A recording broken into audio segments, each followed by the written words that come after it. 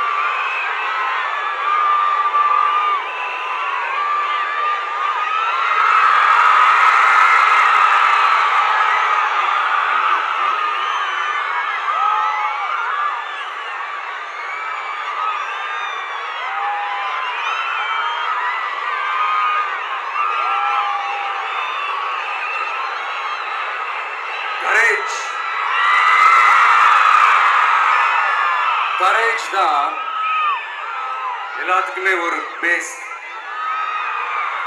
Courage தான் எல்லாத்துக்குமே ஒரு பவர். அப்படிப்பட்ட அந்த பவர் எதிலிருந்து ஆரம்பிக்கிறது தெரியுமா? நம்மள அண்டர் எஸ்டிமேட் பண்ற நேரத்துல, நம்மள ஒரு ஏளனமா பார்க்கிற நேரத்துல நம்ம யாருன்னு ப்ரூவ் பண்ணி காட்டணும்னு ஒண்ணு தோணும். நம்ம யாருன்னு காட்டணும்னு ஒரு உத்வேகம் ஒண்ணு வரும். அப்படி ப்ரூவ் பண்ற அந்த பாயிண்ட் எதுல இருந்து ஸ்டார்ட் ஆகுது தெரியுமா? எந்த விஷயத்துல நம்மள கிண்டலும் கேலியுமா பேசுறாங்களோ அதே விஷயத்தை வச்சு நம்ம அது ஒரு பாசிட்டிவா மாத்துறதுன்னு ஒண்ணு இருக்குல்ல, அதே விஷயத்தை வச்சு நம்ம அது ஒரு ஃபயரா மாத்துறதுன்னு ஒன்று இருக்குல்ல, அங்கிருந்துதான் அந்த பவரே ஸ்டார்ட் ஆகும். அப்படிப்பட்ட அந்த உண்மையான அந்த பவரை சொல்ற அந்த பாயிண்ட்ல இருந்து ஆரம்பிக்கலாமா? ஏ விஜய், வீட்டை விட்டு வெளியே வா. ஏ விஜய், பணியூர் விட்டு வெளியே வா அப்படின்னு சொல்றவங்களுக்கு என் வீடு எதுன்னு தெரியுமா? முதல்ல என் வீடு எங்க இருக்குனாவது தெரியுமா? என சீண்டி பார்க்கறதா நினைச்சு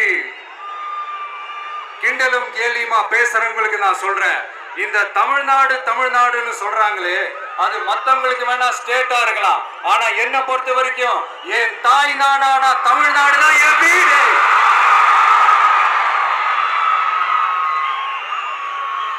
என் வீட்டுல மொத்தம் எத்தனை பேர் இருக்காங்க தெரியுமா? 8 கோடி பேர் இருக்காங்க. ஒட்டுமொத்த தமிழ்நாட்டு மக்களும் என் வீட்டு மக்கள், என் குடும்பம், என் உறவு, என் சொந்தம். எனக்கு எல்லாமும் கொடுத்த இந்த 8 கோடி சொந்தங்களுக்கு இனிமே எல்லாமுமா கூட நிக்க போறது இந்த விஜய் மட்டும்தான். தமிழ்நாட்டோட முதல் படை வீரனா, தமிழ்நாட்டோட முதல் பாதுகாவலனா அவங்க கூடவே நிக்கணும்ன்றதுதான் என்னுடைய குறிக்கோள். இன்னைக்கு இந்த விஜய், உங்க விஜய் உங்ககிட்ட ஓட்டு கேட்டு மட்டுமே வரல, உங்ககிட்ட நீதி கேட்டு வந்திருக்கிற. ஆக்சுவலா உங்களுக்காக நீதி கேட்கறதுக்காக தான் நான் அரசியலுக்கே வந்தேன். ஆனா இன்னைக்கு நான் உங்ககிட்ட நீதி கேட்கறதுக்காக வந்திருக்கிறேன். இந்த விஜய் என்னங்க தப்பு பண்ணா? தன்னை நேசிச்ச தன்னுடைய மக்களுக்காக அரசியலுக்கு வந்தா அது ஒரு தப்பா?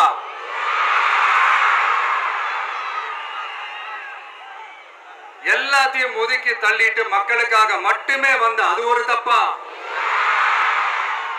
இந்த மத்த கட்சிகளுக்கெல்லாம் மாநாடு நடத்துறதுக்கோ பொதுக்கூட்டம் நடத்துறதுக்கோ இல்ல ஹால் ஃபங்க்ஷன்ஸ் நடத்துறதுக்கோ பர்மிஷன் கொடுப்பாங்க, இடம் கொடுப்பாங்க.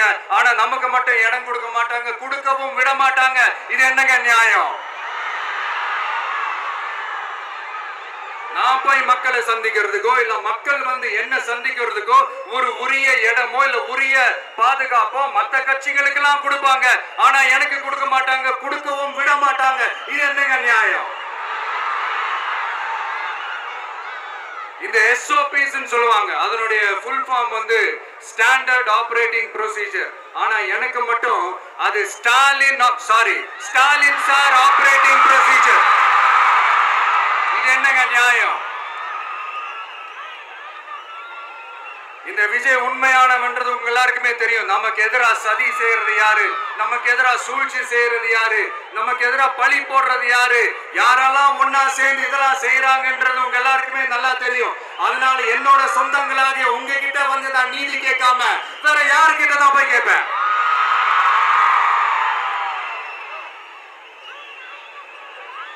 செல்ஃபே எடுக்காத ஒரு கூட்டணி கணக்கு, செல்ஃபே எடுக்காத ஒரு அறத பழைய அரித்மெட்டிக் கணக்கு, இதெல்லாம் வேலைக்கே ஆகாது. ஆணித்தரமா அடிச்சு சொல்றேன். காசு கொடுத்து ஓட்டு வாங்கிடலாம்னு கனவு காண்றாங்கல்ல, அதுவும் இந்த விஜய் வந்ததுக்கு அப்புறம் நடக்கவே நடக்காது. வண்டி வண்டியா கொண்டாந்து குட்டுவாங்க. 1000, 2000, 3000, 4000, 5000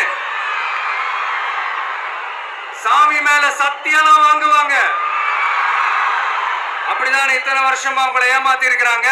வாங்கிக்கங்க, சந்தோஷமா வாங்கிக்கங்க. எல்லாம் உங்க பணம் தான். வாங்கிக்கிட்டு அவங்க காதிலேயே விசில ஊதி அனுப்புங்க. எப்படி? அவங்க செவிலியே விசில ஊதி அனுப்புங்க.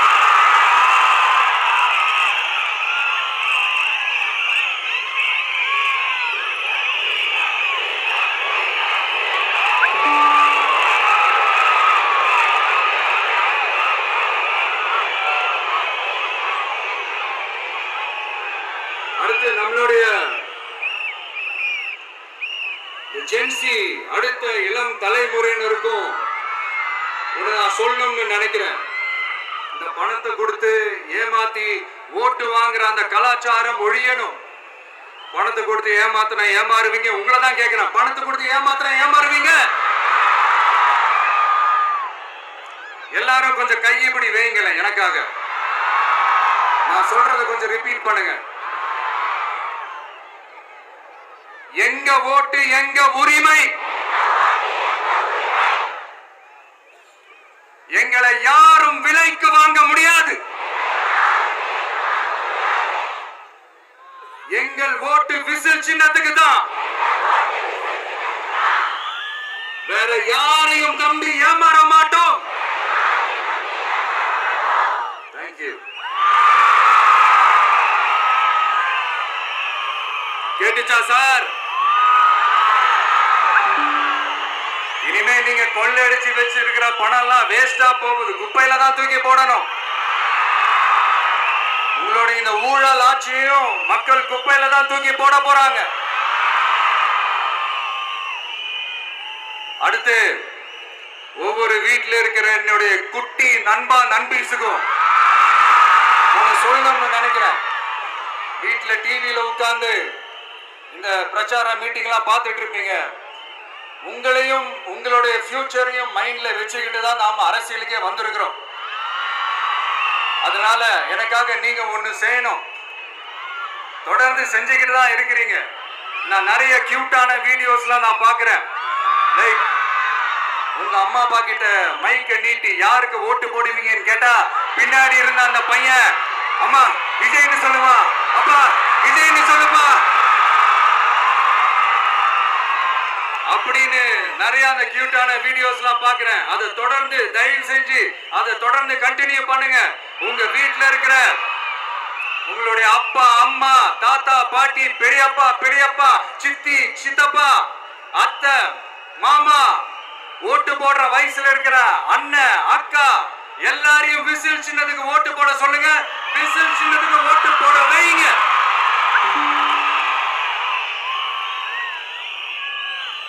தேர்தல் நெருங்கிற இந்த நேரத்துல பொலிட்டிக்கலா ஸ்பீக்கிங் டு த பாயிண்ட் ஒரே ஒரு விஷயம் நான் சொல்லணும்.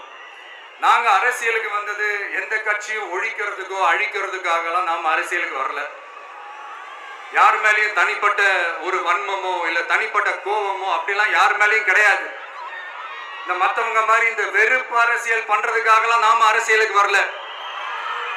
அரசியல் ரீதியா நம்மளுடைய எதிரிகள் யாருன்னு டிக்ளேர் பண்ணிட்டு தேர்தலில் நின்று ஜெயிச்சு மக்களுக்காக எங்களுடைய நன்றி கடனை செலுத்துறதுக்காக தான் நாம அரசியலுக்கே வந்திருக்கோம். Just want to make this clear. அவங்கள கேள்வி கேட்கறதுக்கு முன்னாடி அவங்களோட இயலாமையை மறைக்கிறதுக்காக இந்த ஏ டீம் பி டீம் இதெல்லாம் கூட சேர்த்துக்கிட்டு ஒரே விஷயத்த சொல்லி அழுவுறாங்கல்ல. என்னன்னு சொல்லி அழுவுறாங்க? அனுபவம் இல்லாதவங்களால எப்படி ஆட்சி அதிகாரத்தை செய்ய முடியும் அப்படின்னு ஒரே விஷயத்த சொல்லி அழுவுறாங்கல்ல. அந்த அழுகைக்கு நாம ஒரு பதிலடி கொடுக்கணும்ல. மக்களே, நான் உங்களையே கேட்கிறேன், தெரியாம தான் கேட்கிறேன். இந்த அனுபவம் அனுபவம் அனுபவம்னு சொல்றாங்களே, அதிகாரத்தை வச்சு மக்கள் பணத்தை கொள்ளையடிச்சதை தாண்டி வேற ஏதாவது கொம்பு முளைச்ச பெரிய அனுபவம் இவங்களுக்கு இருக்குதா?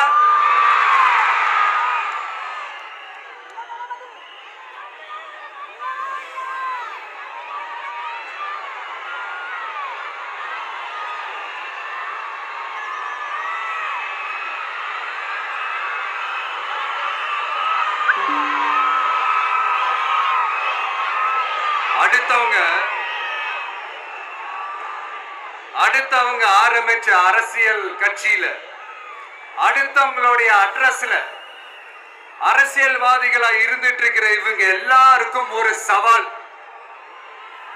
என்ன மாதிரி தனியா என்ன மாதிரி சொந்தமா ஒரு கட்சி ஆரம்பிச்சு 1% அட்லீஸ்ட் 1% வாக்கு வாங்கி காட்டுற அந்த தில் இருக்குதா, திராணி இருக்குதா?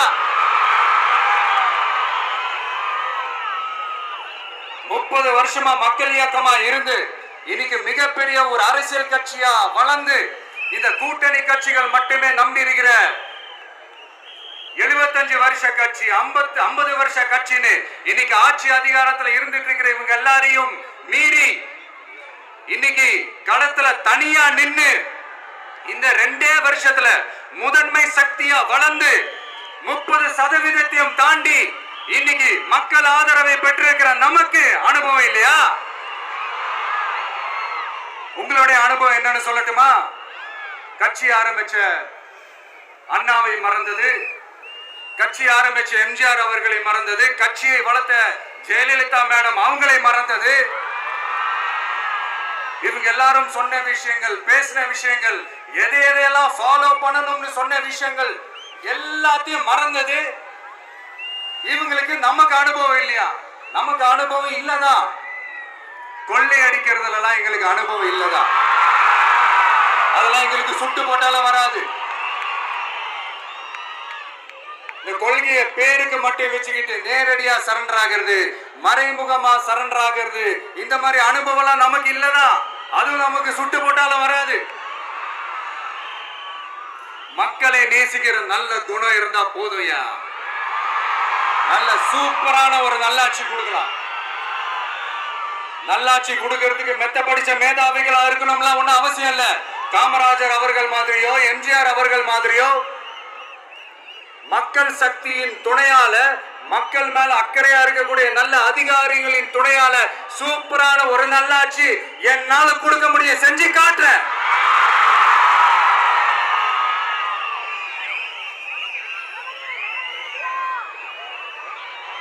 நாலரை வருஷம் ஆச்சு, 4.25 வருஷத்துக்கு மேல ஆகுது. இப்போ ஒவ்வொரு வீட்டு கதவையா தட்டி உங்கள் கனவுகளை சொல்லுங்கள், உங்கள் கனவுகளை சொல்லுங்கள், நாங்கள் அதை நிறைவேற்றி காட்டுறோம். இல்ல, ஸ்டாலின் சாருக்கு மக்கள் சார்பா ஒரு கேள்வி. மக்களுடைய கனவு என்னன்னு உங்களுக்கு தெரியுமா சார்? அது சரி, அவங்க என்ன நினைக்கிறாங்கன்னு உங்களுக்கு தெரியாது, அதுக்கப்புறம் எப்படி அவங்க கனவுகளை பத்தி உங்களுக்கு தெரியும். மக்களோட கனவு என்னன்னு நான் சொல்லட்டுமா சார்? 2019, 2021, 2024 இந்த 3 தேர்தலையும் மக்கள் உங்களுக்கு வாக்களிச்சதுக்கு காரணம் நீங்க மக்களுக்கு ஏதாவது நல்லது செய்வீங்கன்னு நம்பிதான். ஆனா நீங்க மக்களுக்கு கொடுத்த பரிசு மக்களுக்கு பாதுகாப்பே இல்லாத மக்கள் விரோத ஆட்சி. அந்த மக்கள் விரோத ஆட்சியை அகற்றிட்டு அந்த இடத்தில் தமிழக வெற்றி கழகத்தை ஆட்சி பீடத்தில் அமைக்கணும் அப்படின்றதுதான் மக்களுடைய ஒரே கனவு. மக்கள் விரோத திமுக அரசை நிலைக்க கூடாது அப்படின்றதுதான் மக்களுடைய ஒரே கனவு. 100% தூய சக்தி டிவிக்கு ஆட்சி அமைக்கும். அதுல உங்களுடைய கனவுகள், உங்களுடைய ட்ரீம்ஸ் எல்லாமே ஃபுல்ஃபில் ஆகும், நிஜமாகும்.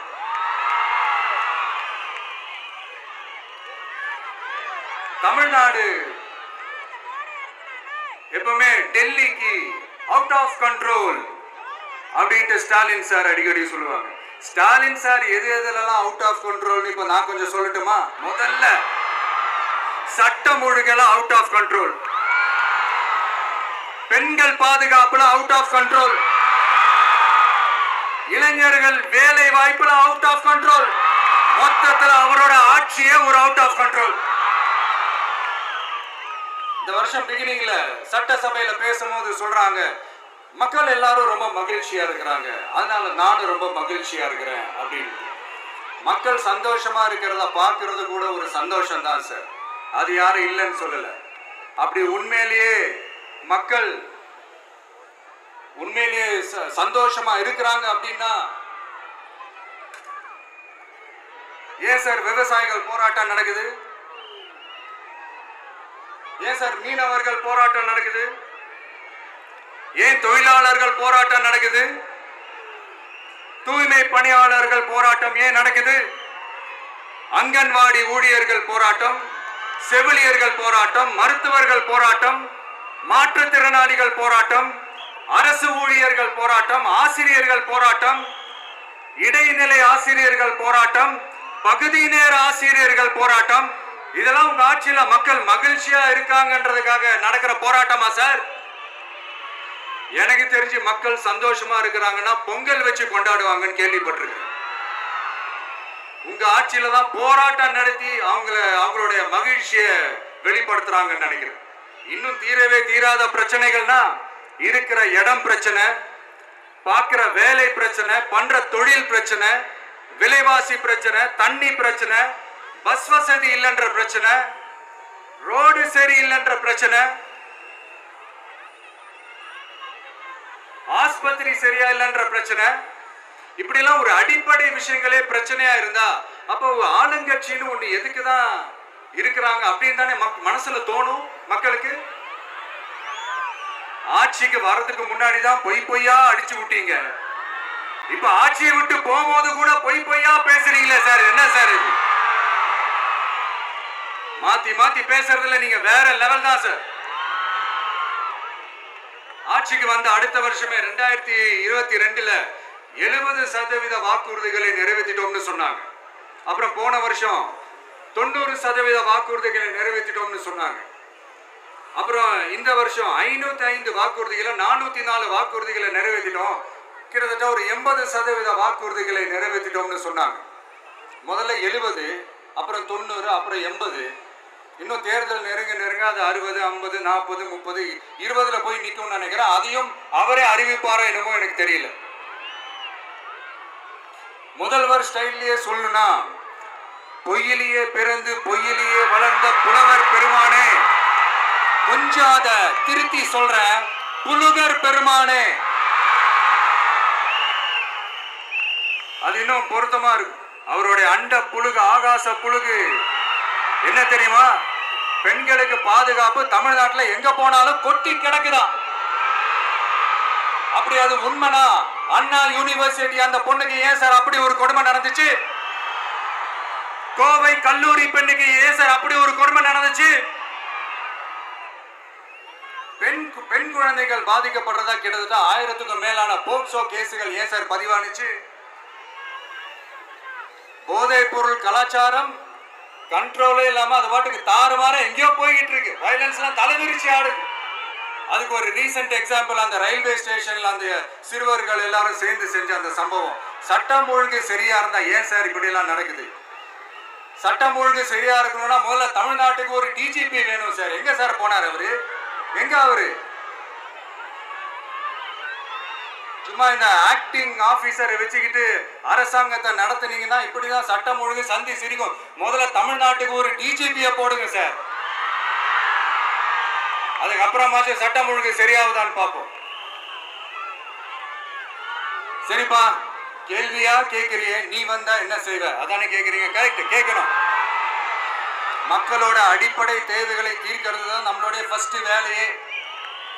அதை தீர்க்கிறதுக்கான அந்த தேடி போறது, அதோட சொல்யூஷனை தேடி போறது தான் நம்மளுடைய ஃபர்ஸ்ட் அஜெண்டாவே.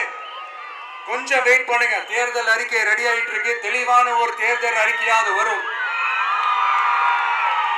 என்ன நம்புற உங்களை நான் டிசப்பாயிண்ட் பண்ணவே மாட்டேன்.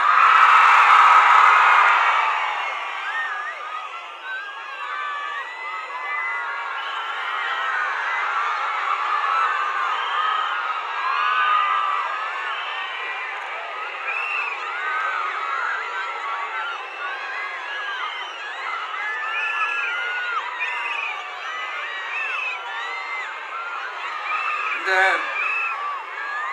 சும்மா ஆட்சிக்கு வரணும்ன்றதுக்காக இந்த நடைமுறைக்கு சாத்தியமே இல்லாத இந்த மாதிரி விஷயங்கள் எல்லாம், வாக்குறுதிகளை நான் என்னைக்குமே கொடுக்கவே மாட்டேன்.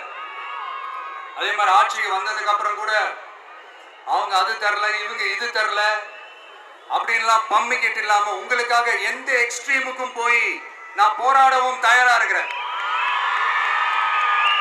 அதனால நான் மறுபடியும் இதை நான் ரிப்பீட் பண்றேன். இவ்வளவு நாள் இதை நான் மட்டும் தான் சொல்லிக்கிட்டு இருந்தேன்.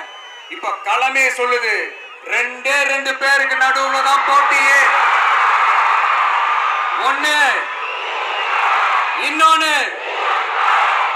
ஒண்ணு தூய சக்தி டிவிக்கு, இன்னொன்னு தீய சக்தி டிஎம்கே.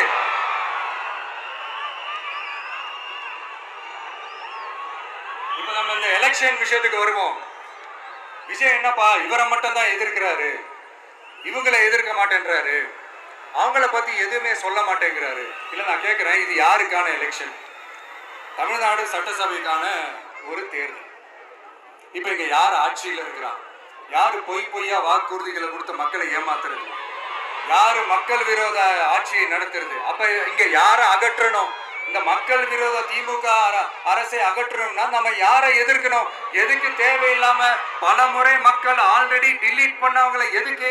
நம்மளுடைய கான்சென்ட்ரேஷன், நம்மளுடைய டார்கெட் திமுகன்றப்போ டார்க்னஸ் குள்ள எதுக்கு கல்லெறியணும்? இங்க மக்களை விரும்புற விஜய் வேணுமா, இல்ல மக்கள் விரோத ஆட்சி நடத்துற ஸ்டாலின் சார் வேணுமா? அவ்வளவுதான் இந்த தேர்தலே. இதுக்கு நடுவுல வேற யாருமே கிடையாது. புரியுதுங்களா உங்களுக்கு? என் நெஞ்சில் குடியிருக்கும் சேலம் மக்களே,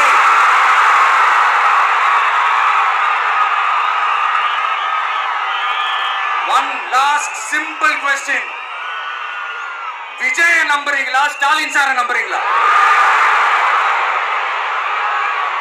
அவ்வளவுதான், முடிஞ்சு போச்சு. கதம். ஒரு முழக்கம் உங்களை ஒரு நிமிஷம் கூட தூங்க விடாது. இந்த போன லாஸ்ட் வீக் இந்த டிஎன்பிஎஸ்சி இந்த எக்ஸாம்ஸ், இந்த குரூப் 2 எக்ஸாம்ஸ் அதை அனௌன்ஸ் பண்ணிட்டு உடனே அதை கேன்சல் பண்ணிட்டாங்க. இது உலகத்துக்கு எல்லாருக்கும் தெரியும். கேன்சல் பண்ணிட்டு ரொம்ப சிம்பிளா டெக்னாலஜி ஏதோ சம் ஃபால்ட், டெக்னிக்கல் ஃபால்ட் அப்படின்னு சொல்லி அதை கடந்து போயிட்டாங்க. இத்தனை வருஷமா ராத்திரி பகலமா கஷ்டப்பட்டு படிச்சு எப்படியாவது நமக்கு அந்த வேலை கிடைக்காதான்னு அந்த எக்ஸாம்ஸை ஃபேஸ் பண்ண வந்த நம்மளுடைய தம்பி தங்கைகள் எவ்வளவு ஒரு மன உளைச்சலுக்கு ஆளாயிருப்பாங்க. அதை யாராவது யோசிச்சு பார்த்தீங்களா? ஒரு எக்ஸாம்ஸை ஒழுங்கா நடத்த தெரியல, இதுல உலக நாடுகளோட போட்டி போடுறாங்களாம். நம்மளுடைய தம்பி தங்கைகள், நம்ம அம்மா அப்பா கிட்ட சொல்லுங்க, யாரும் தைரியம், எல்லாரும் தைரியமா இருங்க. வரப்போறது உங்க ஆட்சி, நம்ம ஆட்சி.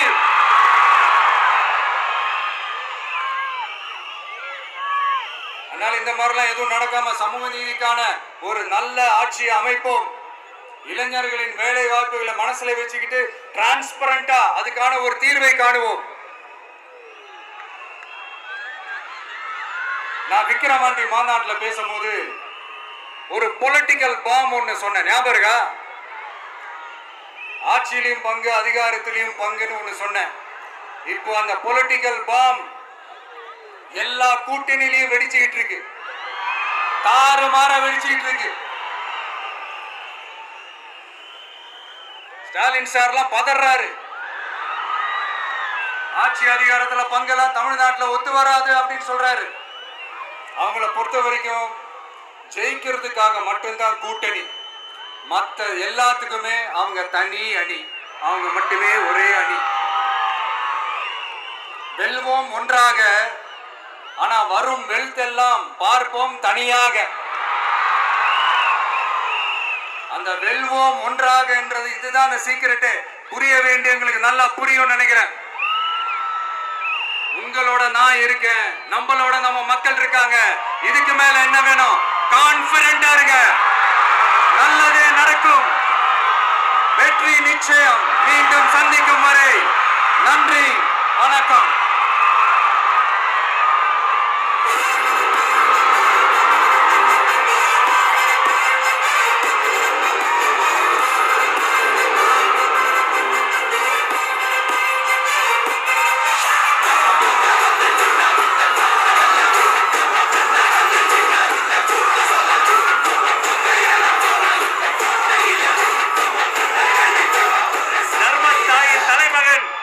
தமிழக வெற்றி கழகத்தின் தலைவர் வெற்றி தலைவர் அவர்களுக்கு சேலம் கழக மாவட்ட செயலாளர்கள் உங்கள் சார்பில் நிறைவு பரிசு வழங்க மேடைக்கு வருகிறார்கள். சேலத்து இளம் சிங்கம் தமிழன் பார்த்திபன்,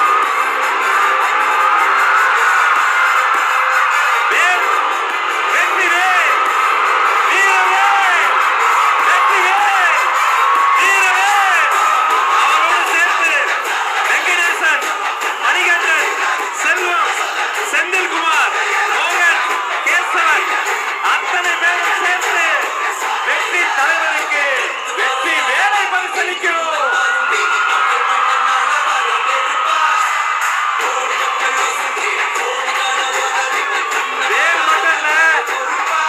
வெற்றி தலைவருக்கு இன்னொரு பரிசு தர போறாங்க.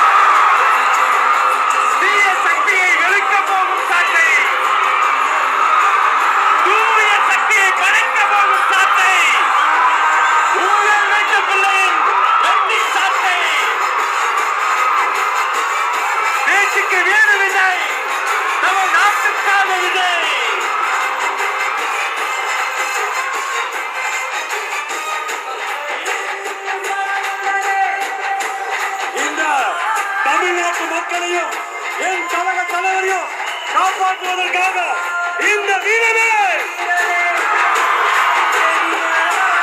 ஊழல் சக்திகளை ஓங்கி அடிக்க ஊழல் சக்திகளை நல்வாழ்த்தி தருவோம். நன்றி கழக மாவட்ட செயலாளர்களுக்கு நன்றி.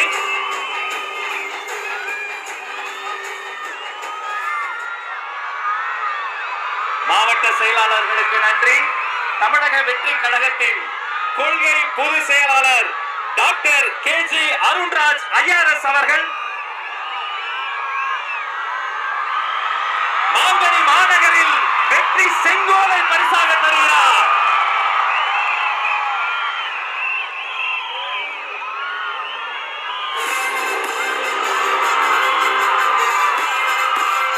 அந்த வெள்ளி செங்கோலோடு சேர்த்து மக்களின் சார்பில் மாங்கனி மாநகரில் மாவட்ட கழக செயலாளர் மக்கள் சார்பில் பொன்னிற செங்கோலையும் தருகிறார். இரட்டை செங்கோல், இரட்டை போர் யானை போல் இரட்டை செங்கோல்.